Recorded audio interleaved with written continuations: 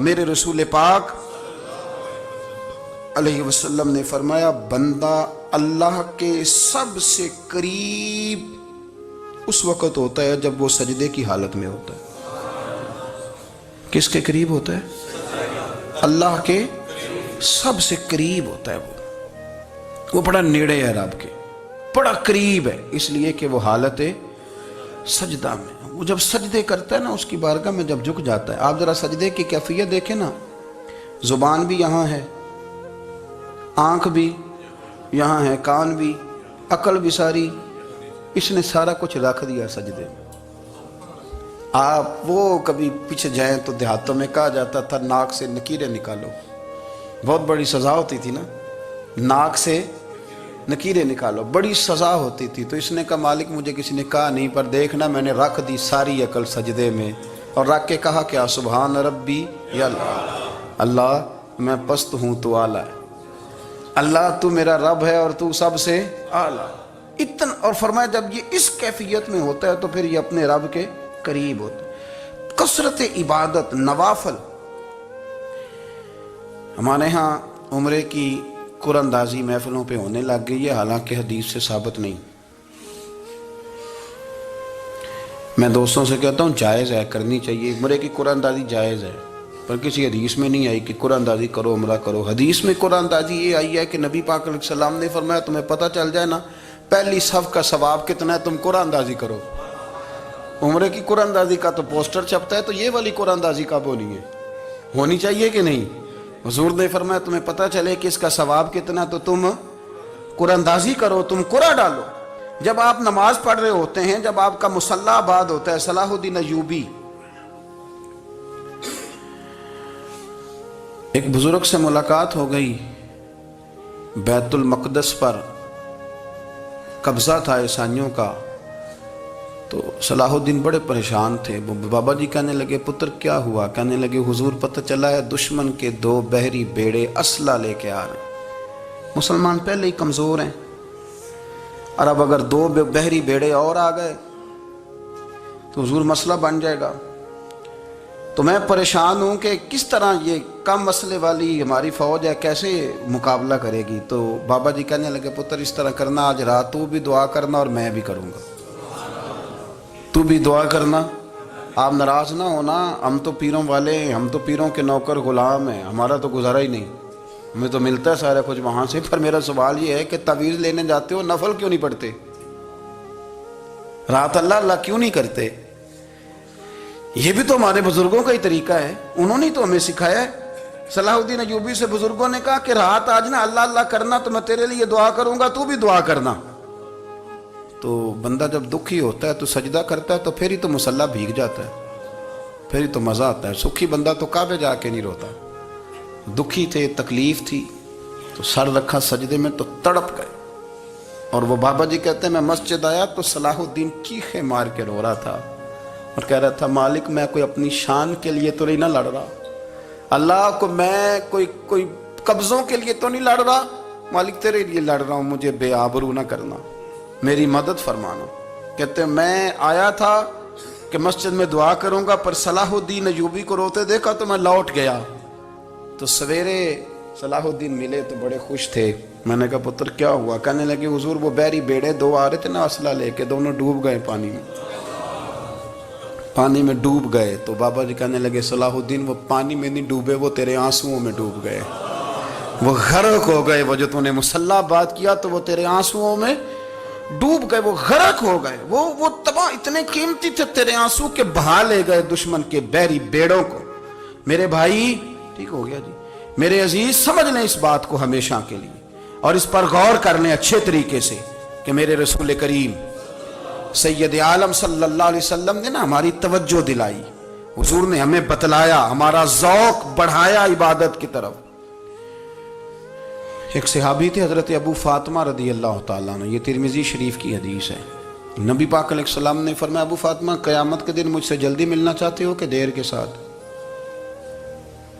تو کہنے لگے حضور کون ہوگا جو دیر سے ملنا چاہے گا، ہم نے تو جان دے دی وعدہ دیدار پر۔ اعلیٰ حضرت فرماتے ہیں جان دے دی وعدہ اور نقد اپنا دام ہو ہی جائے گا۔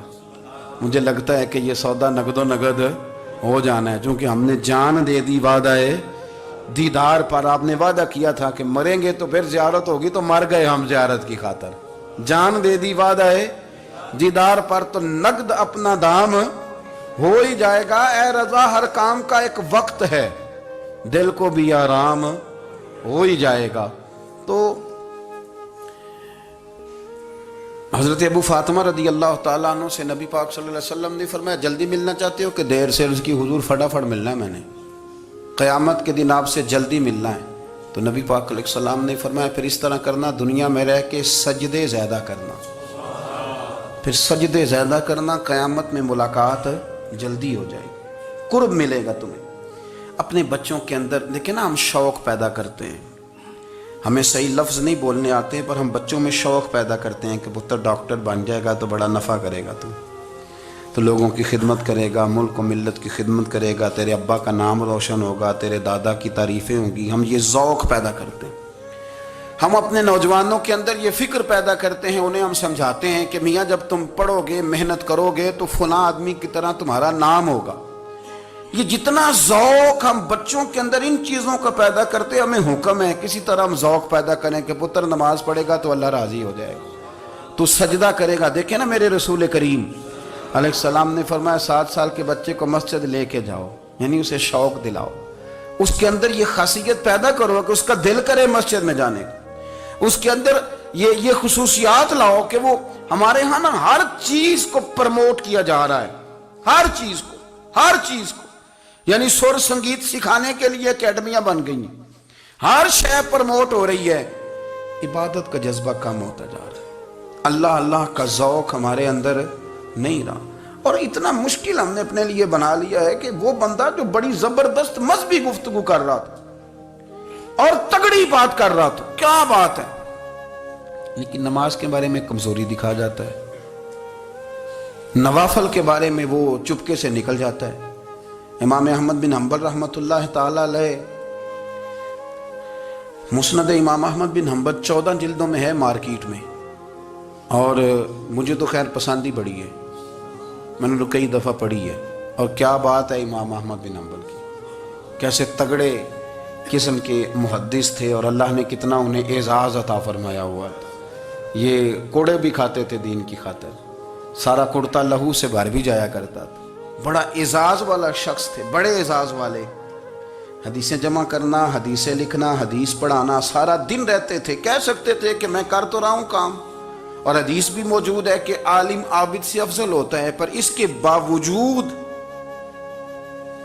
امام احمد بن حنبل رحمۃ اللہ علیہ 300 نفل فرض نمازوں کے علاوہ پڑھا کرتے تھے، 300 نوافل روز پڑھا کرتے تھے۔ ان کے بیٹے نے کہا ابا جی مکان خریدنا ہے تو جگہ کہاں کر کے لوں، بہت ساری آبادیاں، تو فرمایا پتر وہاں لینا جہاں مسجد قریب ہو۔ میرے رسول کریم سید عالم صلی اللہ علیہ وسلم اتنا پسند کرتے مسجد کو، اتنا پسند کرتے نماز کو، کہ رسول کریم صلی اللہ علیہ وسلم تہجد کی نماز بھی پڑھتے، پھر حضور فجر کی نماز بھی پڑھتے، نبی پاک وتر کو الگ کر کے پڑھتے، عشاء کے ساتھ نہیں پڑھتے۔ یہ تو ہم اس لیے اجازت دی ہمارے بزرگوں نے کہ بعد میں اٹھے گا کون علیحدہ وتر پڑھنے کے لیے، عشاء کے ساتھ پڑھ لیں۔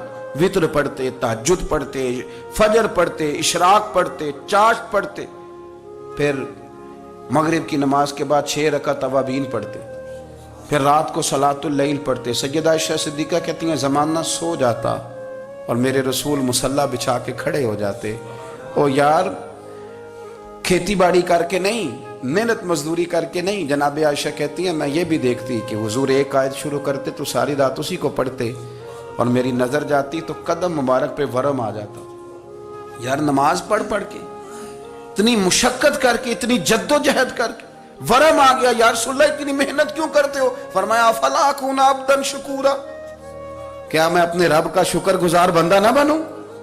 صحابہ کا ذوق عبادتوں کا، ریاضتوں کا، تلاوتوں کا، طبیعت ہے ان کی، وہ ایک دوسرے کو، حضرت مولا علی شیر خدا کرم اللہ تعالی وجہہ الکریم کے زمانے میں روم کے بادشاہ نے کہا یار یہ مسلمانوں کا پتہ تو کرو، یہ آخر کیوں اتنے زیادہ مجاہد ہیں؟ اس زمانے میں جاسوس بھیجنے کا مزاج تھا، اب تو جاسوس پکڑا جاتا ہے، اب تو جاسوس، اور جاسوسی کا شوق ویسے آج بھی ہے، عرض کروں تھوڑی سی بات اس عنوان سے. پتہ کیا ہمارا مسئلہ ہے؟ ہم جہاں جاتے ہیں نا وہاں تھوڑی خوشبو سونگنے کی کوشش کرتے ہیں.